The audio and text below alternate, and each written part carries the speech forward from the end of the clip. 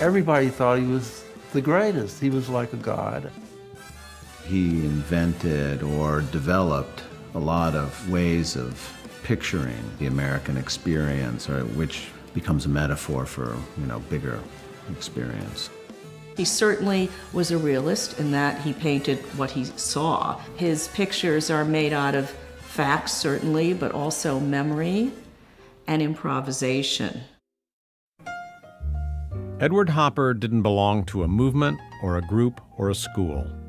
The consummate outsider, he belonged to himself. In the 1920s, at the beginning of his career, he painted the plain, unadorned face of America. Factories, telephone poles, small-town streets, and touring cars. And he pared them down to the raw essentials. In the sense of a white wine, he certainly was a dry white wine. He wasn't fruity in any way. It's very sparse. He didn't do more than he had to. No figurative artist was as bare bones as he was. In a sense that it perfectly fitted his subject as well. The hotel rooms, the barren offices with minimal piece of furniture, filing case. I think that's the extraordinary, thrilling thing that he achieved. Art critics saw Hopper's work as the latest chapter in the history of American realism. They compared him to Thomas Eakins and Winslow Homer. But Hopper's paintings lacked their dynamism and verve. That restraint seemed to come from within. Even his closest friends found the 6'7" Hopper a little daunting.